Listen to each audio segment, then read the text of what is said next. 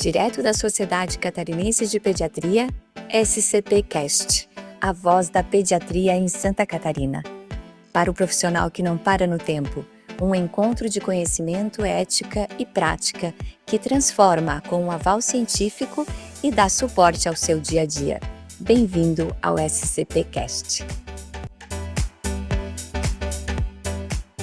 Boa tarde a todos, eu sou Helena Maria Corrêa de Souza Vieira, pediatra, alergista e imunologista, sou presidente do Departamento de Alergia e Imunologia da Sociedade Catarinense de Pediatria e preceptora da residência em Alergia e Imunologia do Hospital Infantil Joana de Guzmão. Vou falar para vocês sobre anafilaxia, que é um tema bem assim atual, principalmente agora nos nossos dias que a gente está vivendo muito essa questão que tem acontecido, a criança que recebeu uma adrenalina inadvertidamente, enfim, a gente vai falar um pouquinho sobre isso. Falar sobre anafilaxia, que é uma doença bem incidente na pediatria, a gente define a anafilaxia como uma reação alérgica séria, generalizada, de início súbito e que pode levar à morte. Tipicamente, 2 ou mais órgãos ou sistemas são acometidos. Outra característica importante é a rapidez e a evolução desse quadro. Pode ser um quadro letal em 5 a 30 minutos de início dos sintomas, e os eventos anafiláticos eles têm geralmente aumentado a incidência e a gravidade, são insuficientemente diagnosticados, então a gente chama isso de dificuldade no diagnóstico de interpretação. São tratados de forma pouco sistemática, com baixa adesão pela maioria dos profissionais das diretrizes de tratamento dessa doença tão incidente. Visando uma constante atualização, então, a gente vai começar falando predominantemente que ela acomete mais adultos e adolescentes, mas pode também incidir na criança, sendo que aí o diagnóstico fica um pouco mais difícil algumas vezes. Na maioria das vezes, a mãe ou a pessoa que está com o indivíduo acometido de anafilaxia já vem com o diagnóstico: "Ó, acabou de comer amendoim e começou a reação. Eu não sabia que o amendoim fazia alguma reação alérgica, mas foi logo depois do amendoim". Ou então, um bebezinho que está no colo da mãe e a mãe está fervendo leite e de repente a criança começa a ficar com dificuldade respiratória, com uma certa hiperemia em toda a área cutânea e desenvolve ali uma anafilaxia, e depois a gente vai então saber que foi do próprio leite que ela estava fervendo na panela. Então as comorbidades de uma pessoa que é acometida por uma anafilaxia geralmente são a asma, a rinite, a dermatite atópica, fenômenos respiratórios, que muitas vezes já se sabe que a pessoa é alérgica. E 25% das anafilaxias a gente não consegue descobrir um diagnóstico. Então a gente costuma dizer que elas são idiopáticas. O que causa tanto, assim, o óbito, essa evolução rápida, de uma anafilaxia? É o choque pela intensa vasodilatação e redistribuição do volume circulatório. Ocorre uma parada cardiorrespiratória, seguida que segue a uma broncoconstricção grave ou obstrução das vias aéreas, no caso um edema de laringe. Nos Estados Unidos existe, assim, de 150 a 200 casos por ano de anafilaxia por alimentos, então é bastante incidente.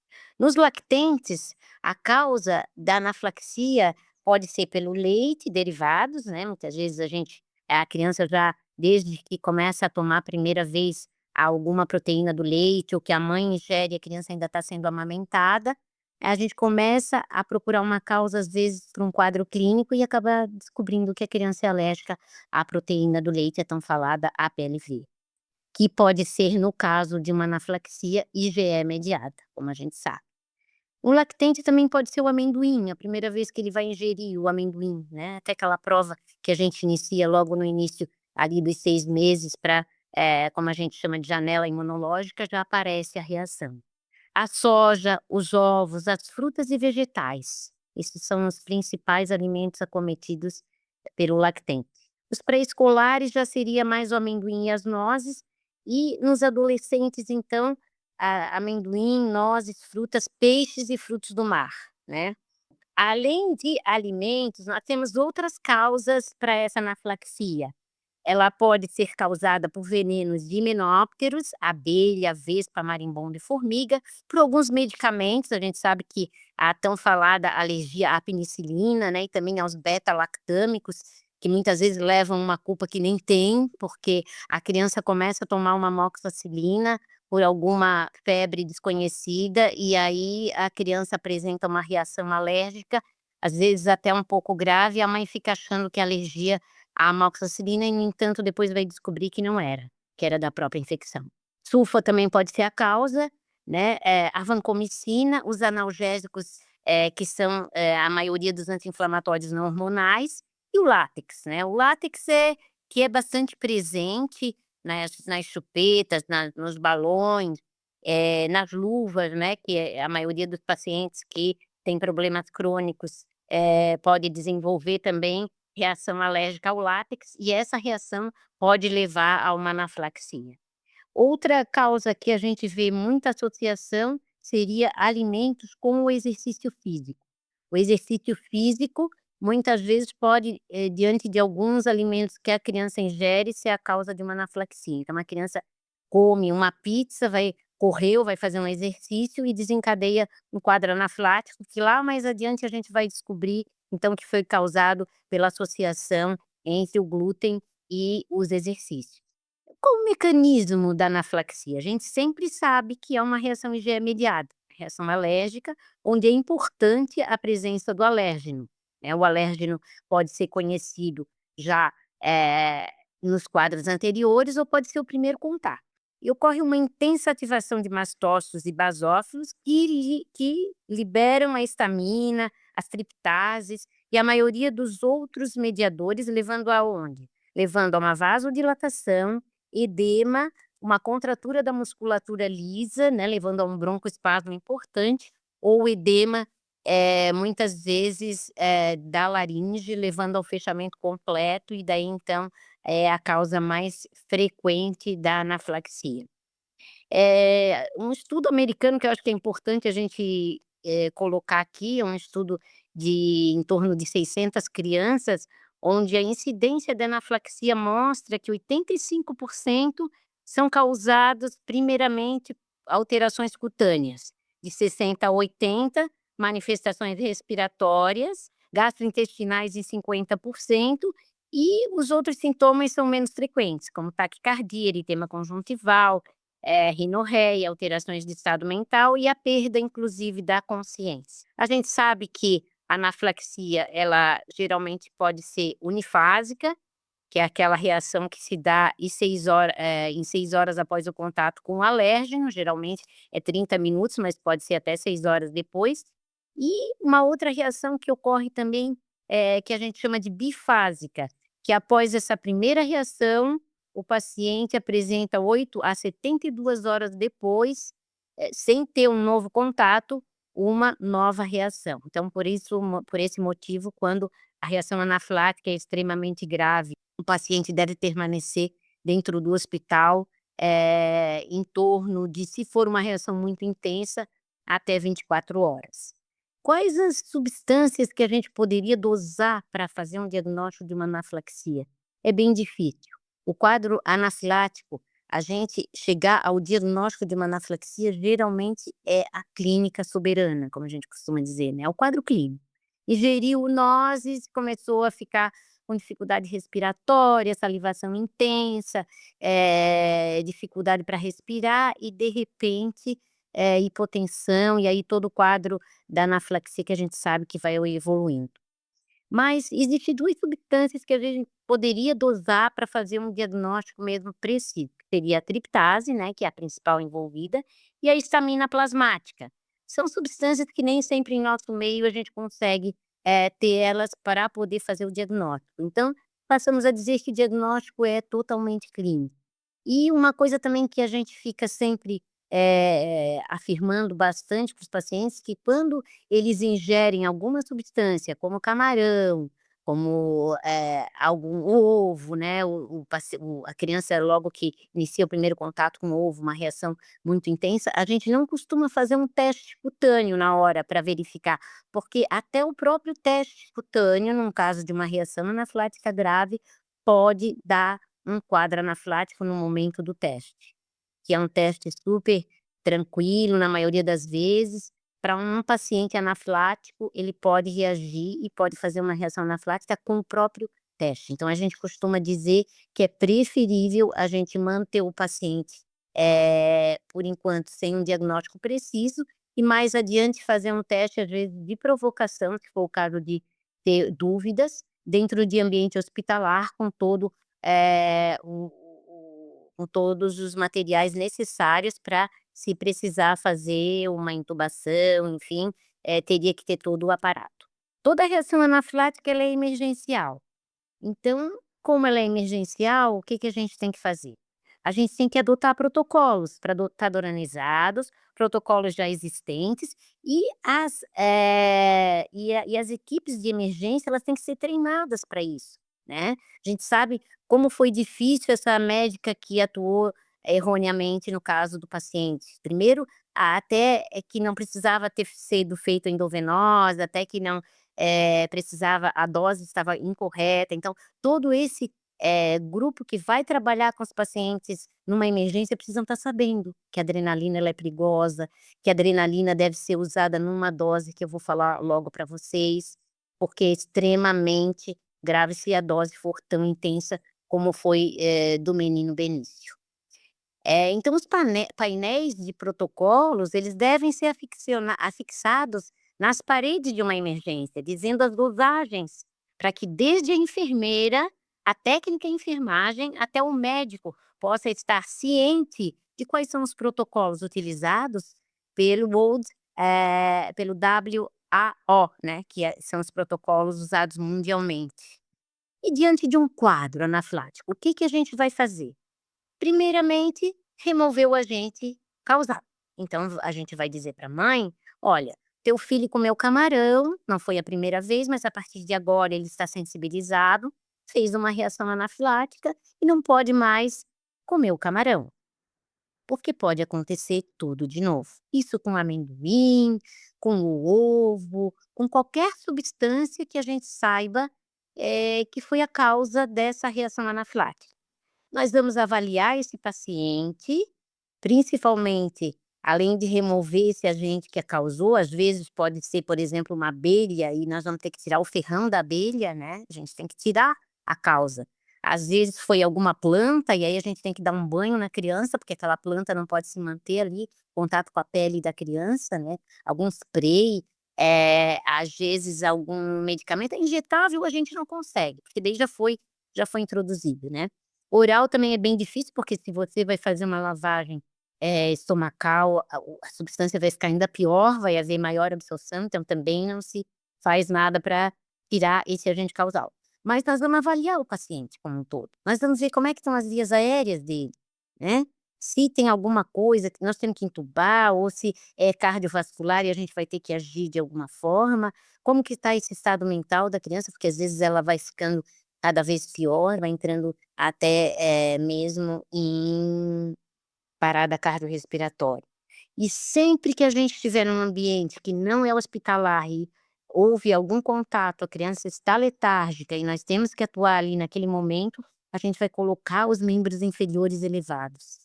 O decúbito pode até não ser dorsal, mas os membros inferiores, eles vão ter que estar, de alguma forma elevados, né. E se já é conhecido, o paciente já tem outros episódios de anafilaxia, então nesse momento vai ter que ser, já medicado, né, se ele já é portador, da adrenalina autoinjetável, então nesse momento tem que ser feito imediatamente para salvar a vida desse paciente. E se não, vamos levar para o hospital, porque é a adrenalina que salva vidas. Por que que ela salva vidas? Porque ela tem os efeitos alfa-adrenérgicos, reduzindo a vasodilatação e a resistência vascular periférica. o beta-adrenérgico, aumentando a contratibilidade cardíaca e diminuindo a constricção, fazendo uma broncodilatação para que, possa voltar a respirar. E ainda vai inibir a ação dos mediadores inflamatórios que estão provocando essa reação anafilática. Em que dose, então, a gente faria? Vou falar um pouquinho de tratamento. A dose da adrenalina, ela é sempre 1/1000, né, de uma forma, feita intramuscular, na dosagem de 0,01 miligramas por quilo, e a gente vai fazer na região, da face anterolateral da coxa, sempre intramuscular, a não ser numa dose de parada cardíaca, que daí é dentro do hospital, pode ser feito endovenoso. A dose máxima para uma criança é 0,3 miligramas, e a dose para um adolescente pode ser até 0,5, a partir dos 12 anos. E a gente vai, além de administrar a adrenalina para o paciente que sofreu essa reação anafilática, nós vamos manter ele com uma veia pega, né, com sorinho endovenoso, vamos administrar soro fisiológico, que ele pode precisar de mais alguma medicação, e vamos recuperar também a parte, de oxigenação, a saturação, enfim, todo esse quadro do choque anafilático. Após, o estado da criança se estabilizar, que geralmente é após umas 6 horas, depois de uma reação anafilática, então ele já está bem recuperado, nós vamos então preparar a alta. Preparar a alta, se ele está muito bem, a mãe bem orientada com tudo o que aconteceu, e a gente vai administrar um anti-histamínico para que ela leve para casa, e agora sim o corticoide. Corticoide vai para que não ocorra aquela reação de segundo, que a gente chama bifásica, né, então o corticoide vai ajudar a não deixar essa reação acontecer, então ele vai para casa com corticoide de 1 a 2 miligramas por quilo durante 5 dias. Encaminhar consequentemente para um alergista, para que esse alergista possa identificar a causa dessa anafilaxia, é muito importante. A clínica é soberana, mas às vezes é necessário o acompanhamento, a investigação e saber reconhecer e colocar os pais também ao par de tudo que aconteceu, né. Orientar sobre as comorbidades que essa criança pode ter tido e, além do mais ainda, a gente ter uma coisa em mente, né, não pode mais ter o contato com esse alérgeno, porque ele pode desencadear novamente. A segunda vez que ele vai ter o contato pode ser pior do que a primeira, então sempre lembrar de todos esses aspectos. E já o médico que puder, naquele momento inicial onde ele presenciou uma reação anafilática, não dar alta para o paciente sem que ele possa levar a adrenalina como indicação. Adrenalina autoinjetável, né, essa adrenalina, prescrita autoinjetável não existe no Brasil, infelizmente. A gente não tem como comprar nas farmácias, mas a gente vai indicar algum local que a pessoa possa, ir atrás, né, insistir. Não é uma medicação barata, então a gente tem que dizer para eles que eles vão ter que entrar talvez com processo judicial, já entrar, né, mandando na receita. Saber que a adrenalina autoinjetável, ela existe em 2 apresentações, 0,15 para paciente de 10 a 25 quilos e 0,3 para os pacientes acima de 25 quilos.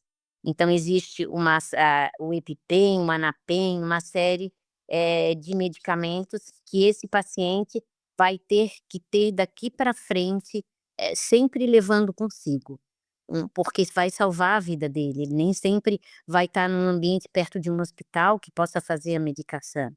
Ele vai ter que ser, muito bem orientado quanto a esse aspecto. Outra coisa que eu gosto sempre de falar, que às vezes alguns pais não entendem, e na anafilaxia existe cofatores, existe algumas coisas que fazem com que a criança desencadeie essa anafilaxia, né. E aumentando a possibilidade então de ocorrer essa anafilaxia. É um exercício físico, como a gente viu ali, a criança come o glúten, ela é sensível e correndo, fazendo algum exercício, ela pode desenvolver uma anafilaxia. O consumo de álcool, Então, às vezes, a pessoa: "Ah, nunca mais tive, tô comendo sempre camarão", mas um belo dia come o camarão e toma álcool, numa quantidade maior, aí ele faz a reação, porque o álcool é um cofator, né. Algum anti-inflamatório, e aí são todas aquelas listas dos anti-inflamatórios não hormonais, alguma doença infecciosa. Eu nunca esqueço que eu tinha um paciente e ele era uma PLV e a gente conseguiu dessensibilizá-lo, ele já estava ingerindo leite, e numa das infecções com febre alta, ele fez uma reação anafilática, tomando um gole de leite. Então a gente tem que ter isso em mente, mesmo aqueles dessensibilizados, tanto por tratamento de dessensibilização, quanto por uma reação que nunca mais ele teve, pode voltar a ter, por um estresse emocional bastante importante, um estado pré-menstrual ou inibidor de bomba. Então eu costumo dizer que, além de saber de todos os aspectos de anafilaxia que o paciente tem que levar em conta, o seu tratamento com a adrenalina autoinjetável, ele tem que saber que existem esses cofatores e que esses cofatores podem fazer, de uma hora para outra, ele voltar a ter a reação anafilática. Então é isso aí, eu gostaria de deixar bem à vontade para quem quiser fazer alguma pergunta depois para mim, fica aí o meu e-mail, e eu termino a minha explanação. Obrigada a todos.